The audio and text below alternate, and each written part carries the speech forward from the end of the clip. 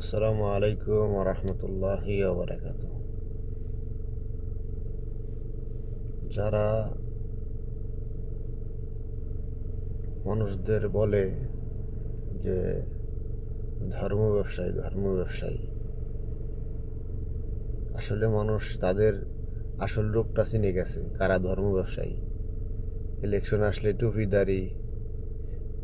টুপি পরে মাথায়, নতুন নতুন টুপি, পাঁচকুলি টুপি, ছেঁচড়া টুপি, কুনাইচা টুপি তারাই পরে।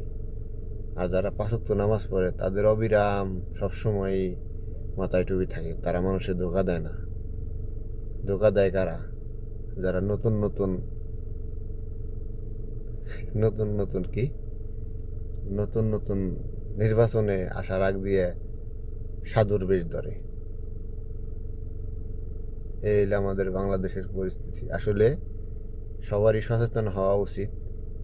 দেশ এবং কি দেশের সান্নিধ্যে, দেশের উপকারার্থে যারা মানুষের সেবায় নিয়োজিত থাকবে তাদের অবশ্যই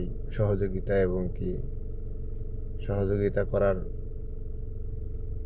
দরকার সবার মিলেমিশে।